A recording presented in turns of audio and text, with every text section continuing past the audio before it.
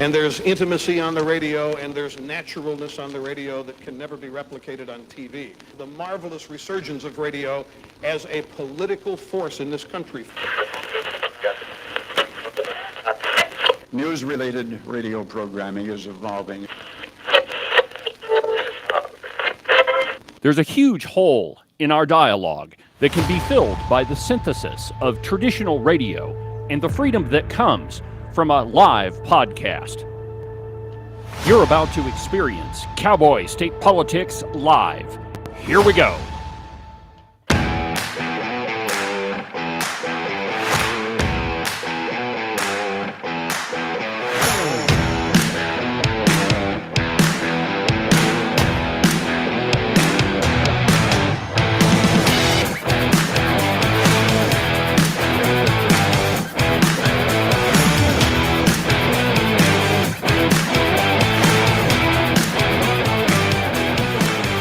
Good morning, my friends, and welcome to another incredible installment of Cowboy State Politics Live.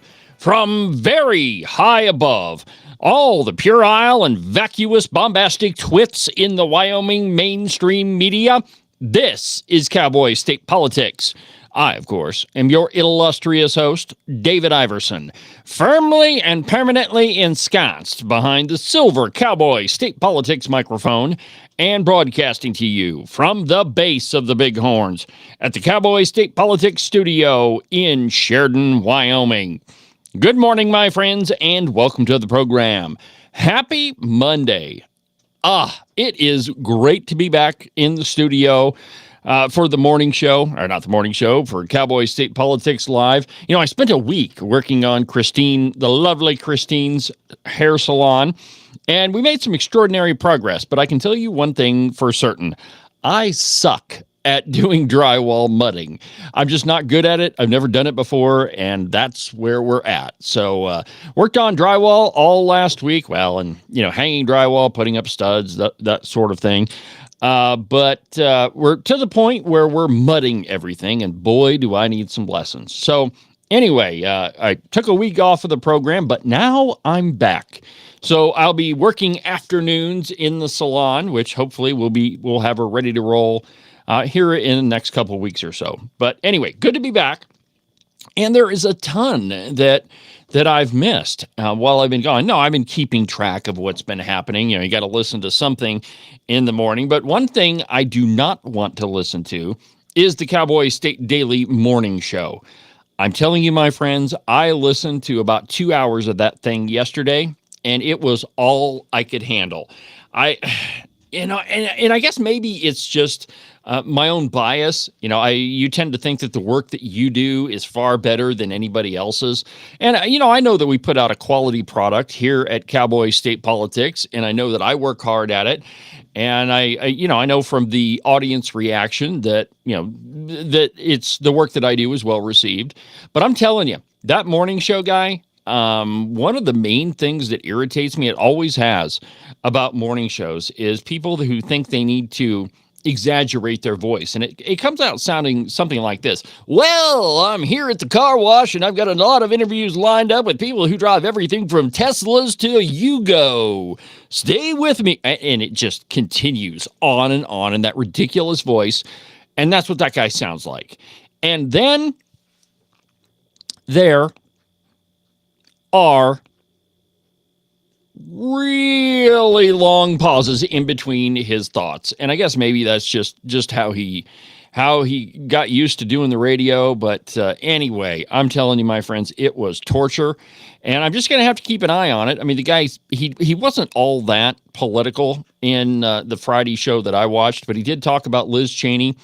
And, you know, in classic cow pie fashion, he very much is not a fan of Trump, although he tries to cover it a little bit in saying, well, you know, Trump did great for the economy, but there's just something about him he calls him unhinged. Unhinged is the word he used. And so, anyway, he's fallen right in line with the rest of the folks at the cow pie. They're not conservatives. They're in favor of rhinos, which I mean that shouldn't be any surprise. The guy that runs the cow pie, Jimmy Orr. I personally like Jimmy, but I mean he was in. I think that he worked for the George W. Bush administration. I mean, clearly a rhino. I don't think that anybody would ever claim that George W. Bush is a conservative. He certainly hasn't been all that supportive of President Trump. And, it's what you get. The rhinos have been in charge in Wyoming for so long, not anymore in the House anyway, but that it's just those people think that is the sum total of conservatism, and it's just not. And so they hire people that believe that.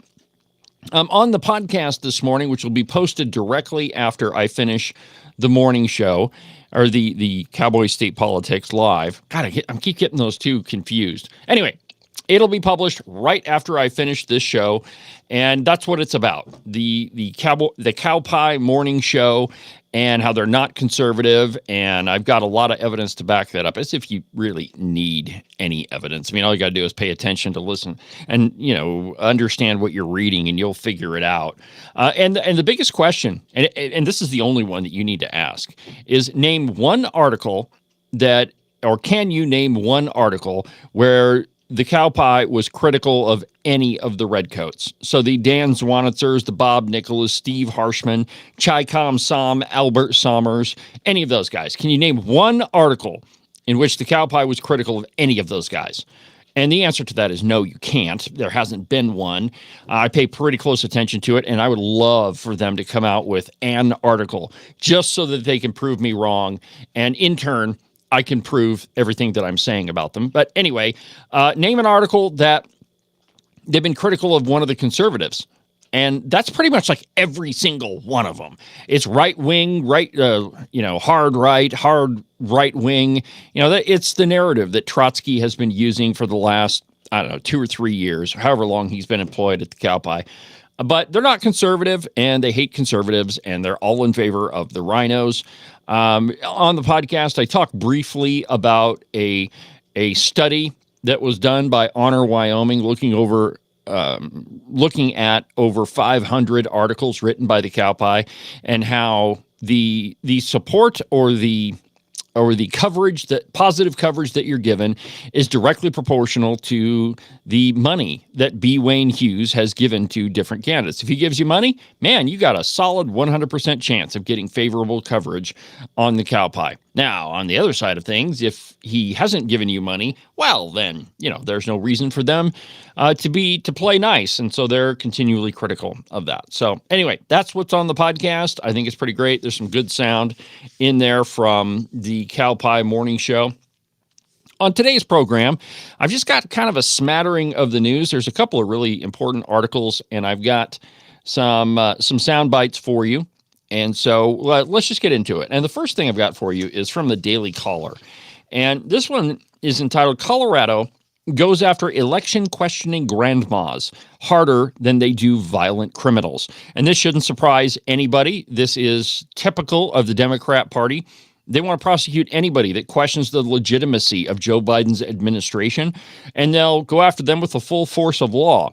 Who can forget the grandma who was sitting, or still may be sitting, in the Washington, D.C. gulag because she trespassed during January 6th? A grandma, right? She wasn't a violent person attacking the Capitol. She wasn't breaking windows or anything. The only crime that she committed was stepping onto restricted grounds, and they threw her in jail for an extended period of time. But this sort of stuff is happening in Colorado also, and I quote, former Mesa County Clerk Tina Peters was sentenced to 9 years in prison for a 2021 security breach of election voting machines. Like clockwork, the left is celebrating the harsh punishment, but where are the cries for justice when violent criminals go free? Before being taken to the Colorado Department of Corrections to serve her 9-year jail sentence, Peters will spend the next 6 weeks to 6 months in the Mesa County Detention Facility as ordered by the 21st Judicial District Judge Matthew Barrett. Peters could have and should have received probation for the offense, but at her sentencing, Barrett said the choice to max out her penalty was to make an example out of her. Quote, in arguing why I should impose a particular sentence, she tells me about her ailments, her loss, her struggles in life. But in reality, for those of you who may have been here earlier this morning and seen some of the folks who occupied that chair before Ms. Peters, there could not be much in the way of comparison in terms of the type of sympathy one would extend to Ms. Peters, Barrett said. He argued that because she had a team of lawyers and help from around the country, her, quote, privilege didn't compare to the possible suffering that others had faced. Quote, the people who sit in that chair suffer, generally speaking, immeasurable trauma in life, struggle mightily with alcohol abuse, substance abuse, mental health struggles, family loss. They come from broken homes. The cards they were dealt were never the cards that you were dealt, Ms. Peters, Barrett said. I'm convinced that you would do it all over again if you could. You're as defiant and as an defendant this court has ever seen. You don't have those histories of drug or alcohol abuse. There's no lifetime of trauma, not even close to the type of mitigating circumstances I would see from many folks who sit in that chair. No. To the contrary, Ms. Peters, you are a privileged person. You are as privileged as they come, and that is something the left cannot tolerate. Someone who has a little bit more privilege than other people. It's not privilege. If you're somebody of means, it means that you worked hard and you saved your money. It's not white privilege, like the left wants to say. And, most everything in Colorado government is left-wing. It's just a perfect example of how the left treats everybody on the right. Quote, he discounted her husband's recent passing and even invoked the death of her Navy SEAL son, who died in the line of duty, to attack her as if to insinuate that her act of copying data from a voting machine meant she did not honor an oath to the country. Holy crap, my friends. This is a grandma. And she's going to prison for 9 years because she copied data off of a voting machine. That's it. She didn't rob a bank. She didn't knock over a liquor store. She didn't even commit a hit and run. Nope. She copied data from a voting machine. Barrett sentenced her to 9 years in jail for her offense and called her a danger to the community and this country. He admitted that she didn't commit a violent crime. Prison is the only place for her. Think about the vitriol on the left that you have to possess to think that a grandma is a threat to the country, a threat to democracy. I mean, he could have just exchanged those words and it would have worked out just perfectly. As we all know, democracy is the false idol of the Democrat Party. Now, democracy isn't even a form of government that our founders would have ever embraced. In fact, they reviled democracy because it always leads to mob rule. Whoever's in power, whatever they say goes. And that's clearly the case with Mr. Judge Barrett. According to the latest crime data available, Colorado's violent crime rates are experiencing a historic rise and are above the national average. Quote, violent crimes in Colorado have steadily increased over the past 10 years, with a 14% increase from 2020 to 2021. Colorado's rate of 401.5 surpassed the national rate of 83.4 in 2018. It continued to rise, with 2022 having the highest rate in the past decade. So violent criminals are on the rise. Violent crimes against taxpayers and citizens are continuing to increase, but the court and Judge Barrett are wasting their time prosecuting grandmas. And again, this is as absurd as it can get. This is exactly what the left is focused on. Punish the people that question the election. If there's anything that draws into question the legitimacy of Joe Biden's presidency and Kamala Harris's vice presidency, for that matter, then they have to punish it to the fullest extent of the law. They cannot tolerate dissent. They can't tolerate questioning, because if they do, their whole narrative begins to unravel very, very quickly. It's just like the story I talked about on the podcast this morning, Liz Cheney. The narrative that she tried to spin is that she lives in Wyoming, she's from Wyoming. And even on the morning show, the guy even says, "Oh, she is Wyoming. She and her dad, they are Wyoming. She lives here. We know that. That's real. That's not fake." None of that is true. And if Mr. Nichols, Jake Nichols, admits that, then he has to admit that the or he has to call into question the legitimacy of Liz Cheney's hatred for Donald Trump, because it brings up a question, and the left cannot tolerate any insinuation that whatever they're doing is untoward. That's just something they can't tolerate. And, I think that you'll see this throughout the left. And I mean, there's probably half a dozen articles in my stack of stuff here that we could probably draw the same conclusion. Well, anyway, coming up after the break, Hillary Clinton is back in the news. In fact, if they don't have control over all social media, they're going to lose total control. And we'll do that after the break. But first, an absolutely outrageous profit timeout.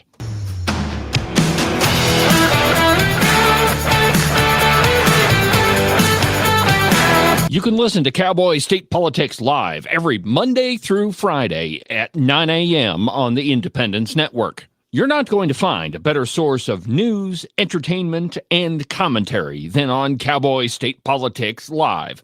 You know, the program you're listening to right now. And frankly, why would you want to look anywhere else anyway? Let's be honest, only a liberal redcoat commie would do that. And if you want to listen to my podcast, you can find it at cowboystatepolitics.com or anywhere that you get your podcasts. iHeartRadio, iTunes, TuneIn, really any of them will work. But the easiest way is just to go to the website, cowboystatepolitics.com. There you can find all of the shows, as well as any of the articles that I might bring up during the course of a program. If your name is Sleepy Joe Biden and you can't remember if you put socks on this morning or not, well, I can't really help you with that, but I can definitely tell you why you should have never ran for president of the United States. And now, back to the program.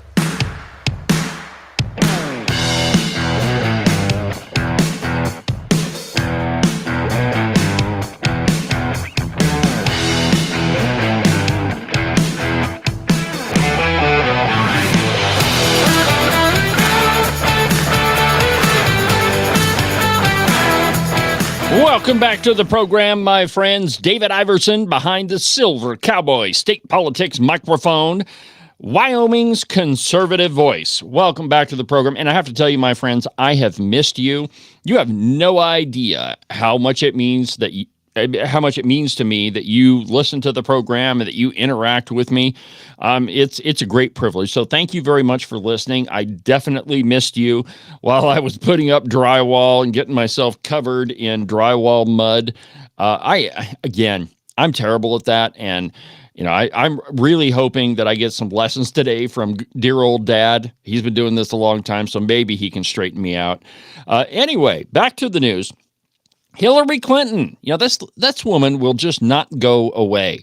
She told CNN, I think it was CNN, CNN's Michael Smerconish, that we will lose total control if social media companies don't moderate their content. From the Daily Wire, and I quote, former U.S. Secretary of State Hillary Clinton said during an interview over the weekend that there needed to be more regulation and censorship on the internet, or else the government will lose total control. Which is kind of the point of the Bill of Rights, the First Amendment, so that the government is not in control of what you can see, what you can say, what you can think, and what you can feel. I mean, that was the whole point in writing the Bill of Rights and amending the Constitution, so that the government didn't have any control, and that everything was under the control of we the people. Clinton made the remarks during a Saturday appearance on CNN's Smerconish with host Michael Smerconish while talking about social initiatives that Clinton wants to see society engage in. Quote, we can look at the state of California, the state of New York, and I think other states have also taken action, Clinton began. But we need national action. And sadly, our Congress has been dysfunctional when it comes to addressing these threats to our children. Listen to her say it.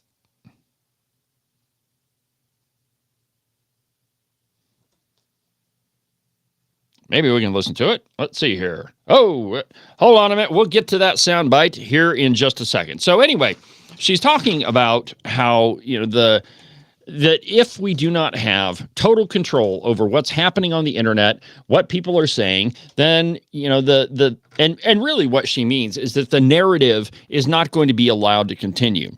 Now I got the soundbite ready. Here we go. Let's try it this time. So I was happy to see you cite the work of Robert Putnam. Bowling alone made an impact on me. The discussion of social capital of the sort that I'm sure the Rodhams enjoyed in Park Ridge, right? Participation, belonging, volunteerism that is so missing today. You cite Jonathan Haidt, you cite Jean Twenge. Here's what disappoints me, and it's not about you, Madam Secretary. I'm shocked that no person, no Republican, no Democrat is championing this issue. The social science is so clear. The political science is so clear. Our fabric has frayed as a nation. Our kids are disconnected. Too much time behind closed doors on devices and not enough time replicating the experience of their parents and grandparents. So what do we do about it? What do we do about it for your grandkids? Well, Michael, there are people who are championing it, but it's been a long and difficult road to get anything done. Actually, we can look at the state of California, the state of New York. I think some other states have also taken action, but we need national action. Yeah. And sadly, our Congress has been dysfunctional when it comes to addressing these threats to our children. So you're absolutely right. This should be at the top of every legislative political agenda. There should be a lot of things done. We should be, in my view, repealing something called Section 230, which gave platforms on the internet immunity because they were thought to be just pass-throughs, that they shouldn't be judged for the content that is posted. But we now know that that was an overly simple view, that if the platforms, whether it's Facebook or Twitter X or Instagram or TikTok, whatever they are, if they don't moderate and monitor the content, we lose total control. And it's not just the social and psychological. We lose total control. And that right there, my friends, is exactly why Hillary Clinton is out there, Kamala Harris, you name it. While all of them claim that we have to censor things, we have to, well, they don't call it censoring, they call it moderating content, censoring.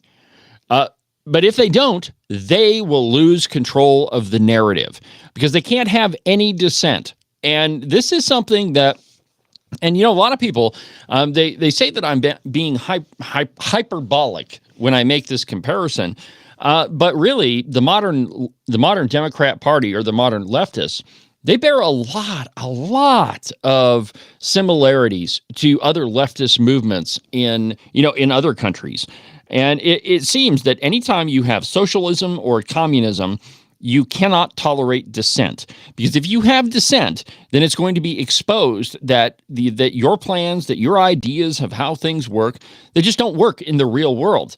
And if you allow any sort of dissent, that starts getting exposed. And then you find out that, well, the economy is tanking because there's too much government spending, or that, your social programs don't seem to be impacting violent crime. In fact, violent crime is going up because you simply believe that it's a social problem, when in reality, it's a bunch of criminals.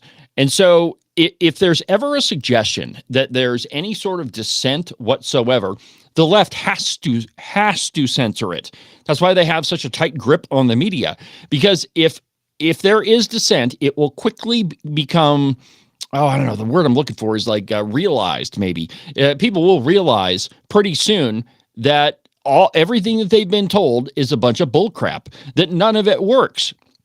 And it's not that hard to do. All you got to do is read into what their plans are, what they're trying to get you to believe in. And pretty soon, the emperor has no clothes, man. Eventually, that's the conclusion that people come to. And so you have to censor everything. So Hillary goes on, and that soundbite, I cut it off, after the important part. Quote, remember, she says, but we now know that was an overly simple view, that if the platforms, whether it's Facebook or X or Instagram or TikTok, whatever they are, if they don't moderate and monitor the content, we lose control. She said that companies needed their immunity to be removed so that guardrails could be put into place. There are no guardrails on speech, my friends.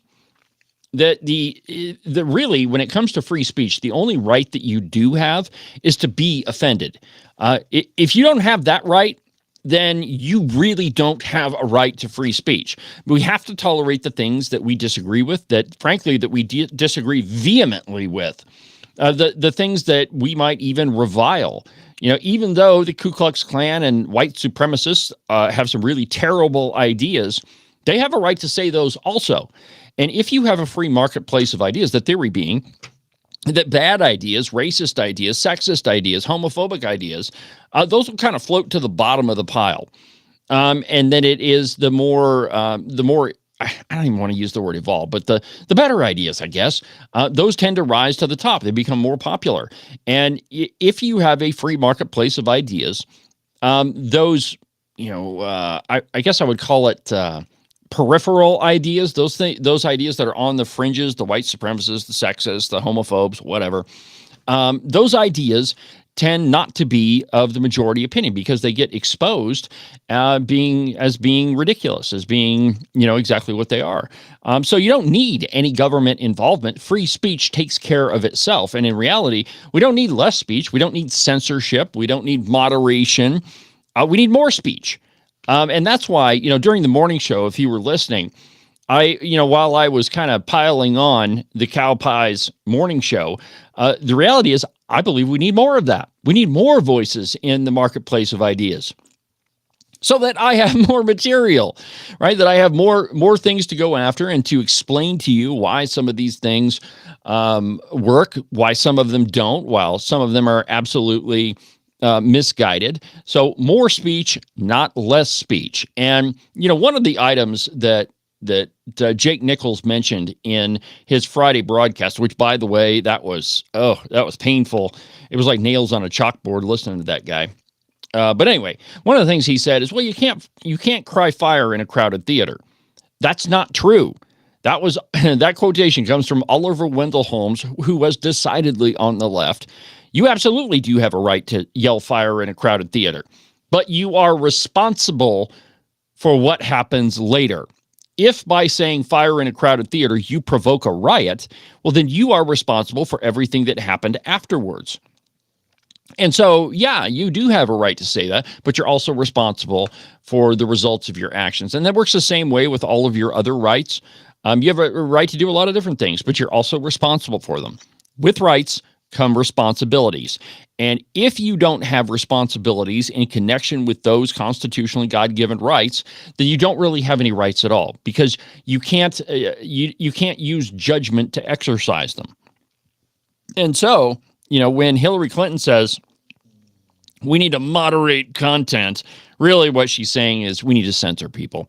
We can't have any dissent. If you have dissent, then the whole plan goes down, the ship goes down, and you go down with it. But this article ends up saying, quote, "Take phones out of school," she added, an effort that has been spearheaded by Florida Governor Ron DeSantis. "I'm so happy to see schools beginning to do that, where the kids turn off their phone when they walk in the door. And guess what? Kids are paying attention in class," she added. "They're talking to each other in the lunchroom, things that used to be part of your daily life when you were a child in school." So what she's trying to do is say that in and of itself is content moderation also. No, those are two different things. Content moderation would be censoring what the kids would find on their phone after it was turned back on. It's not saying you need to pay attention to what you're doing inside the school. You see, anytime you get any of these leftists making these arguments, you got to be really careful about the analogies that they draw, simply because most of the time they're probably misapplied. And what you get is Hillary Clinton saying that we need to censor free speech, and that's a really dangerous concept. After the break, we're going to talk about what Moody's is saying now. The credit rating agency that rates governments. Surprise, surprise, they're talking about the U.S. national debt, and we're going to talk about that next.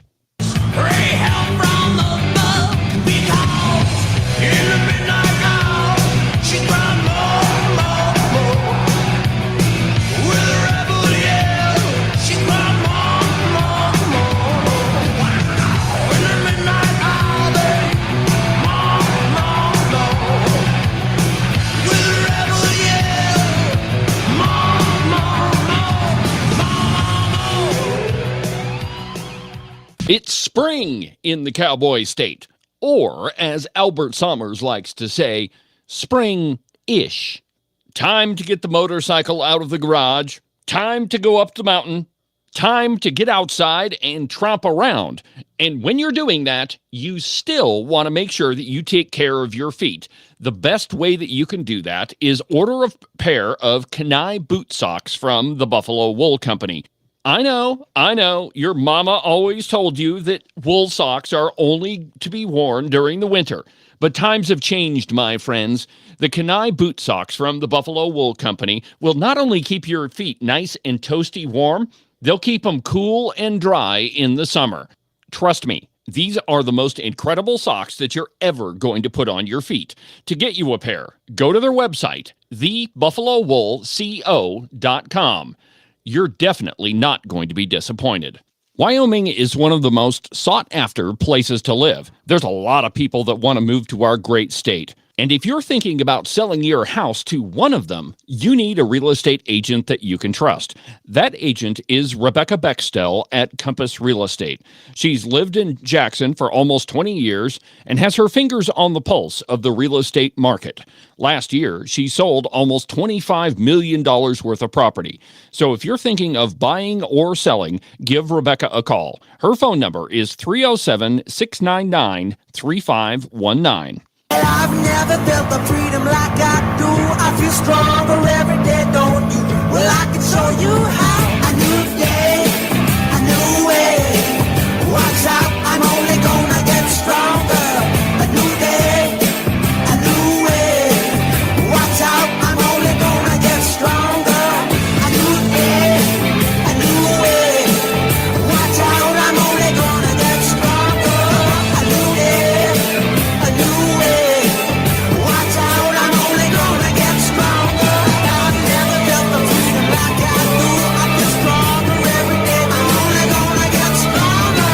Watch out. Cowboy State Politics is only going to get stronger. The program is only going to continue to expand from every county in this state to every state in the nation. Cowboy State Politics. Welcome back to the program, my friends. David Iverson behind the silver microphone, doing what I was born to do with talent given to me by God himself.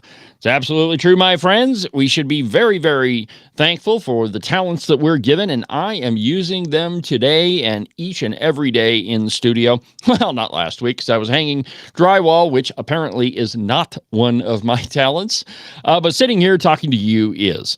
So, the national debt. Yesterday, I checked the website usdebtclock.org. You should go check that out. Yesterday, it said something like 3.67. Go back over here. 3.672 is where it was at yesterday. This morning, it's at 35.68. So the U.S. debt has gone up approximately $10 billion in one day. We are spending at an extraordinary rate, my friends, and it's only going to get worse. And Moody's has come out, and you got to watch it when big credit rating agencies give you an alert. They're no different than Experian or TransUnion that monitor your credit ratings. But these guys rate countries, and if they downgrade a country, something big is happening. Well, they haven't done that. But what they have said is whomever the next president is must address the United States debt. Now, I think that we can be pretty certain that if it is Kamala Harris, the debt is only going to continue to balloon because they're Marxists and they're Keynesian. They believe in Keynesian economics. John Maynard Keynes, he was a so-called economist that believed that the government could print money at will. Like if you're the country that can print money and you have the world's reserve currency, then debt doesn't matter because you can just print more money. It's a flawed ideology because eventually somebody has to pay the bill. Now, Friedrich Hayek, a guy who was his contemporary, and in fact, those two debated quite a bit, would argue that no, you can't borrow endlessly, and eventually the debt is going to catch up with you. that, at some point, either A, countries are going to stop loaning you money, or B, they're going to say, hey, listen, Jack, it's time to pay the piper. And when that happens, quite frankly, my friends, we're going to be screwed because we've got $35.683 trillion in debt. But let's get to what Moody's says. Quote, a credit rating agency's report on the upcoming, and this is from justthenews.com, that's John Solomon's outfit, investigative journalist John Solomon. A credit rating agency's report on the upcoming presidential election noted that whomever wins must address tax and spending policies that contribute to the nation's growing deficit. Moody's issued a report last week on the potential credit risks from the upcoming presidential election. Among the concerns, debt. The report noted that Vice President Kamala Harris or former President Donald Trump must contend with debt and deficit issues. Quote, the administration's tax and spending policies will affect the size of future budget deficits and the expected decline in the U.S. fiscal strength, which could have a significant effect on this U.S. sovereign credit profile. In other words, if they don't address the debt, if they don't start trying to pay it down, then Moody's is going to downgrade the United States. The next president will take over the nation's $35.2 trillion in debt, which is interesting. Let's find out when this article was written. Let's see here if I got a date. I don't have a date on it, but it couldn't have been. Let's see here. It was published October 6th of 2024. So the debt, as I just told you, according to usdebtclock.org, is quite a bit bigger than that. Anyway. The incoming administration will face a deteriorating U.S. fiscal outlook as declining debt affordability will gradually weaken U.S. fiscal strength, according to the report. In the absence of policy measures that can curb these trends and help limit fiscal deficits, deteriorating fiscal strength will increasingly weigh on the U.S. sovereign credit profile. Neither presidential candidate has laid out specific plans to address the national debt ahead of the November 5th presidential election. Moody's isn't alone in raising concerns about U.S. spending. In March, the CBO, the Congressional Budget Office, projected that the deficit would reach 8.5% of gross domestic product by 2054. The International Monetary Fund warned in May that the government spending and increasing national debt were not sustainable and could hurt the global economy. In February, a congressional watchdog told President Joe Biden Congress that the federal government was on an unsustainable long-term fiscal path. Are you hearing a reoccurring theme here that we're spending too darn much money and we have too big of a debt and we're not paying it down and we're not addressing it? And, really, the nation's credit doesn't work any differently than your own does. When you owe more money than you are bringing in, your credit is crap and nobody is going to lend you any money. And if you're not servicing that debt, if you're not paying it down, if you're not working on it, then your credit is just going to be in the crapper. Notice all the C words. Quote, Moody's said, we expect that the federal government to run a large fiscal deficit that average around 7% of GDP per year over the next 5 years and raise to nearly 9% by 2034, which would drive the debt burden to around 130% of GDP by 2034 from 97% of last year. The cost of servicing that debt will also grow, the interest we have to pay on it. We expect that federal interest payments relative to revenue and GDP to double around 30% and 5% by 2034, respectively, from 14.8% and 2.4% in 2023. No matter who wins the presidency, Moody's expects Congress will extend Trump's 2017 Tax Cuts and Jobs Act. Our forecasts assume that Congress will extend that. And let's see here. The balance of power in Congress will play a crucial role in the upcoming administration's ability to handle the debt. A divided Congress will likely hinder significant legislative achievements, leaving the administration to attempt smaller sector-specific adjustments. Conversely, all right, so you get the point. That Moody's is saying bad news ahead for the economy if you don't address the debt. And this is something that conservatives and Republicans have been warning about for a really long time, that debt is important, that you can't just spend forever, that eventually you're going to have to pay that down. And, I really worry that, what some of these countries like China and Japan are going to do when they finally decide, you know what, we've spent enough money, we've loaned you enough, we're not really interested in giving you any more cash, what they're going to do. I mean, they're going to have to say, pay up. And of course, the United States does not have the cash to pay the debt. So what's going to happen? How are we going to do that? Well, it might be just land. Think about that for just a second, my friends, that we may have to pay on the debt with land. And I mean, and that is a terrifying prospect. Just not that long ago, the federal government said that China had to sell a chunk of property that they owned by F.E. Warren Air Force Base. Well, what happens when we get to a point where we don't have the ability to tell them, hey, you got to sell that chunk of property? What happens then? Does China or some other foreign government get to dictate where they can build, what land they can own? Are they going to have to say, hey, pay up, and we're going to own North Dakota? I honestly don't know how this is going to work out, but none of it is good, and it will come to fruition if we don't start tackling that $35.683 trillion in debt. And it's when you look at the amount of cash worldwide, that's more money than exists in the entire world. That's more dollars than are in existence. And so, I mean, you just can't bring up huge amounts of debt. And I'll tell you what'll happen is the economy will crash. And, if you thought you lost a lot of cash in your savings because of inflation, you ain't seen nothing yet, which is why I suggest that you hold on to things that have intrinsic value, things that you could trade when things do go to crap, precious metals, guns, ammunition, those sorts of things that appreciate in value and don't go down in value. Yeah, which is, one of the sponsors of Cowboy State Politics is Freedom Gold USA.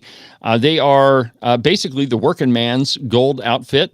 For Cowboy State Politics listeners, they've arranged a special deal where with a minimum of $500, they can get you some gold or silver. And so what you do is go to the website, freedomgoldusa.com/David, and you can get a free consultation that you can look over, your fiscal situation, and they'll help you. So that's freedomgoldusa.com/David.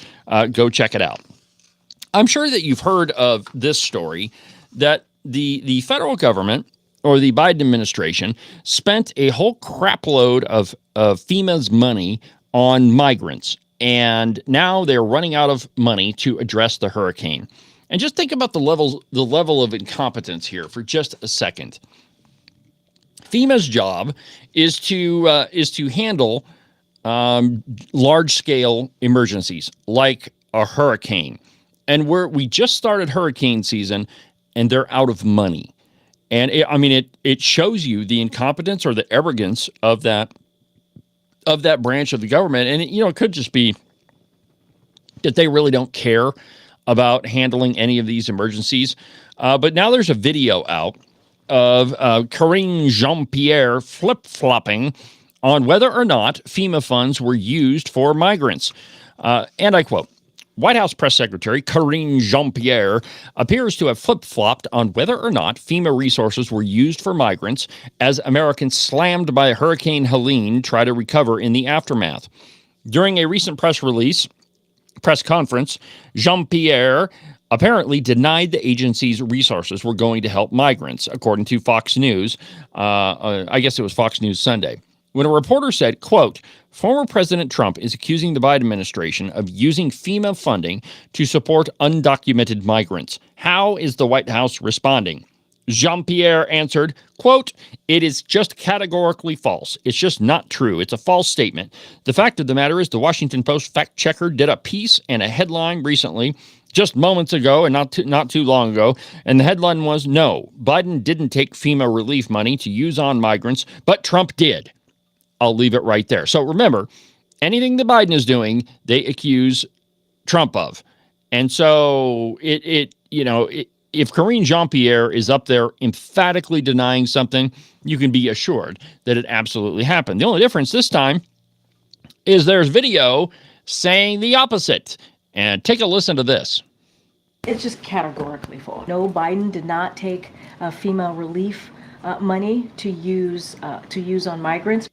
So FEMA regional administrators have been meeting with city officials on site to coordinate available federal support from FEMA and other federal agencies. Funding is also available through FEMA's emergency food and shelter program to eligible local governments and non-for-profit organizations upon request to support humanitarian relief for migrants.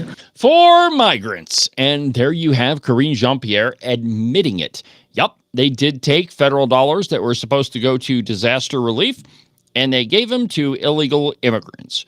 And, there's no end to the things that these people will lie about. And frankly, it just tells you that they have absolutely no respect for your intelligence.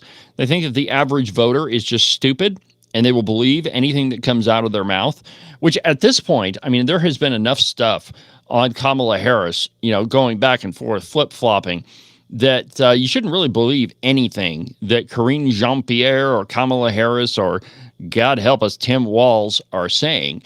It's just, like I said, there's just no end to it. In fact, I'll remind you of some of that after the break.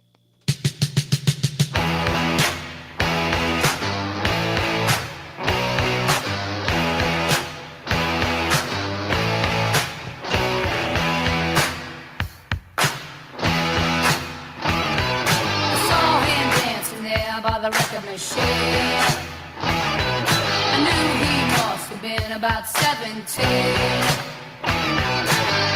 was strong, playing my favorite song, and I could tell it would be long that he was with me, yeah, me, and I could tell it would be long that he was with me, yeah, me, singing, I love rock and roll, so put it like time in the jukebox, baby, I love rock and roll, so come and take your time and dance with me. You are listening to Cowboy State Politics Live on the Independence Network. You're not going to find a selection of better news, entertainment, and commentary than right here on the Independence Network, with great voices like Joey Carenti from Just Blame Joey, Ken Pendergraft from The Ramble-Roon, Tom Kelly from Wide Right Turn, and the lovely Christine from The Hair Affair. And of course, my program, Cowboy State Politics, Wyoming's most listened to political program.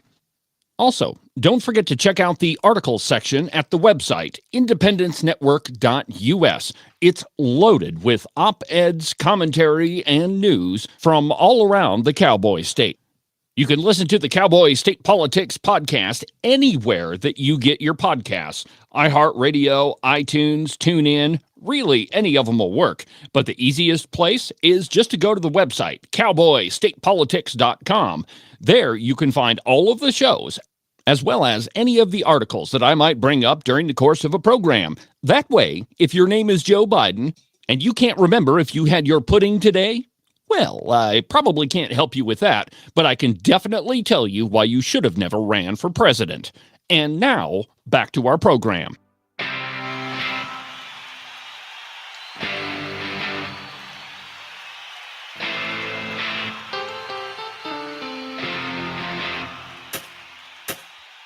I remember I was 8 years old with a blank tape waiting by the radio.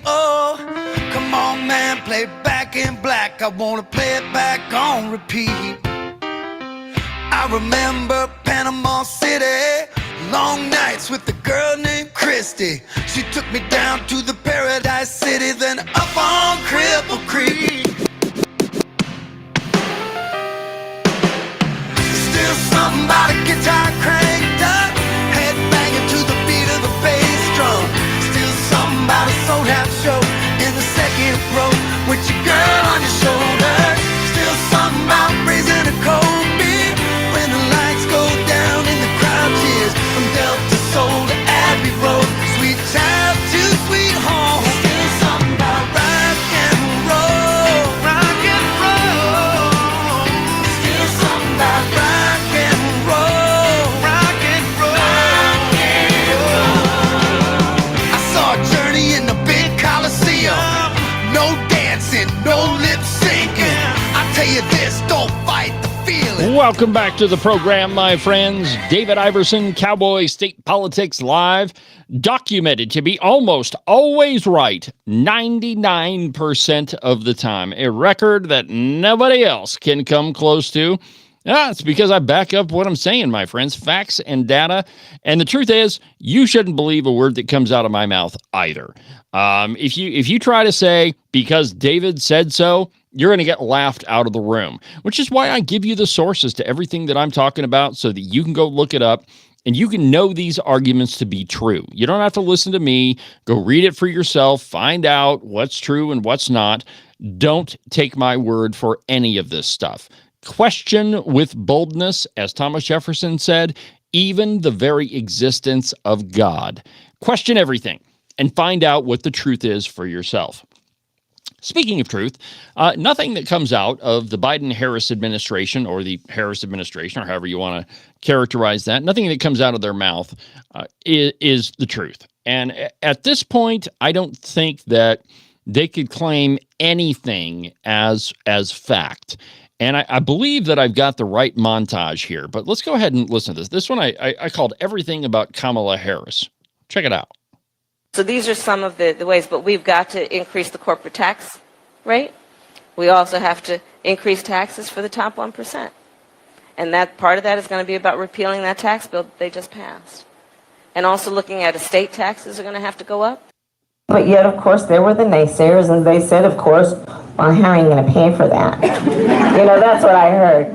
Well, I'll tell you guys how we're going to pay for that. On day one, we're repealing that tax bill benefiting the top 1%. Okay. Do you have any plans to visit the border? At some point, we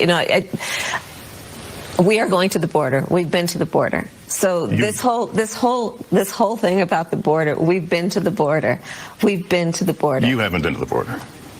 And I haven't been to Europe. And I don't understand the point that you're making. We don't need to build a wall. This is a crisis of his own making. And by definition, just plain speak, basic English language definition, it is not an emergency. What's going to end up happening is that he will end up, without any question, if he proceeds, we're going to be looking at a situation where, in particular, homeowners and landowners in places like New Mexico and Texas are probably going to look at government taking their land. We're looking at military resources being focused, again, on the president's vanity project instead of focused on real national security issues. This is irresponsible. It's the height of irresponsibility for the commander-in-chief to suggest that we have to build a wall across our southern border because there are terrorists who are trying to... All right, well, you get the point. I mean, nothing that Kamala Harris says is the truth. Nothing that Karine Jean-Pierre says is even remotely accurate. And they're just lying to you. And that's why I say you gotta do your own homework. You've got to find out these things, the things that are true and those things that are not true. That way you can tell your friends, like, no, man, what you're saying, that's not accurate. Here's where you can go to listen to the sound bites of them saying it. And I mean, that's the only way that we're going to be able to turn this thing around is if we tell our fellow countrymen, look, you're mistaken. This is the truth. Here, listen to this. My dad's got this friend named Mike Maddow. And the guy is a solid leftist. You can't have a conversation with him without him saying, now, how could you vote for Trump? He's terrible. And you ask him, name one good thing that Biden has done. One good thing. And you can't do it. It's all, I hate Trump. Trump is terrible. Orange man bad. He has mean tweets. And that's the only thing that they have. I was watching a Mark Levin program over, maybe it was last week on the radio. I don't know. It's pretty soon. And it was Friday when he said, I want to talk to any Kamala Harris supporter. And the number one question is name one good thing that she's done. Just one. One good thing that Harris or Biden has done.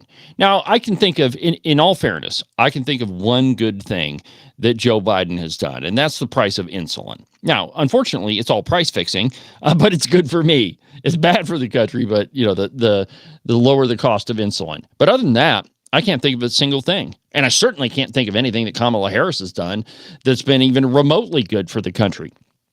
And yet she is trying to explain to you, or trying to convince you, rather, that she's got all of these great plans. We're going to fix everything on day one. Well, why hasn't she fixed it before? I mean, why? She's been the vice president for 3.5 years. Why hasn't she fixed any of those things? And, this was a solid point that was made by J.D. Vance and at the debate. In fact, here he is saying it. You're going to hear a lot from Tim Walz this evening, and you just heard it in the answer. A lot of what Kamala Harris proposes to do, and some of it, I'll be honest with you, it even sounds pretty good. Here's what you won't hear, is that Kamala Harris has already done it. Because she's been the vice president for 3.5 years. She had the opportunity to enact all of these great policies. And what she's actually done instead is drive the cost of food higher by 25%, drive the cost of housing higher by about 60%. Open the American southern border and make middle-class life unaffordable for a large number of Americans. If Kamala Harris has such great plans for how to address middle-class problems, then she ought to do them now. Not when asking for a promotion, but in the job the American people gave her 3.5 years ago. And the fact that she isn't tells you a lot about how much you can trust her actual plans. Right on, right on, right on. Exactly right. Just why hasn't she done it? Why have we not seen her do all of these fantastic things that she's been talking about? And, her favorite refrain is, on day one, we're going to do this. On day one. Well, okay, you've had day one for, 3.5 years. I don't really understand why you haven't got anything accomplished. Well, it's because they fundamentally don't believe in that stuff, and they never have. And, they're just trying to convince you that, we're going to fix all this stuff. We're going to turn the page. Well, turn the page on what? On the last 4 years, or the last 3.5 years or whatever? We're going to turn the page from that, right? Tim Walz, he even mistakenly said, we can't stand 4 more years of this. Really? Well, we totally agree with you that we can't take another 4 years of Bidenomics, of Kamala Harris-onomics, or whatever. It is as plain as the nose on your face, my friends. And if you're one of these leftist people, like that Jake Nichols on the Cowboy morning show, if you're one of those people that say, well, Trump he's unhinged. He's a danger to our democracy. We can't have him. I can't vote for him. And you're going to choose Kamala Harris? Then you, my friend, are the problem. Because you haven't looked at things objectively. You're voting on emotion. And that's exactly what the Democrats want you to do. They don't want you to pay attention to any facts. They want you to vote on emotion. Orange man, bad. MAGA, dangerous. And that's all that they're trying to get you to do. And, fortunately, I don't think that Americans are going to fall for that again. I really think that most people vote with their pocketbook, or at least they used to. And so, I'm really optimistic about the upcoming election, even though I think that we've got a lot of work to do. I still run into people in Sheridan and Buffalo and around the state that, no, they're not. They can't vote for Trump. Orange man bad. And that's a scary prospect, because you would like to think that your fellow countrymen, or your fellow, Wyomingites, that they're halfway reasonable, but some of them aren't. And so that's why I do what I do, why I continue to do Cowboy state politics, that I can give you the ammunition that you need to convince your liberal pals that they are off their rocker, to force them into a corner to where they have no resort but to agree with you. And that's what you can do with the power of information, which listening to this program, listening to the Independence Network, and to the Cowboy State Politics podcast, that's what that arms you to do. And, it's like anything, you just got to do the work. And if you do the work and you educate yourself and you find out what's true for you, then you can go about convincing other people of, the mistakes that they're about to make in voting for Kamala Harris. But again, you got to do the work. Well, we've burned through another busy broadcast hour on the program. I'm glad to be back in the studio. We're going to be doing this again for tomorrow and the rest of the week. I realize I've got some makeup time to do with you. And, I took off a week so I could work on the lovely Christine's hair salon. I still got to do that this afternoon, which is where I'm headed directly after this program. But we'll be back tomorrow for Cowboy State Politics Live. But for now, from the base of the Bighorns at the Cowboy State Politics Studio, I'm David Iverson, and this is Cowboy State Politics.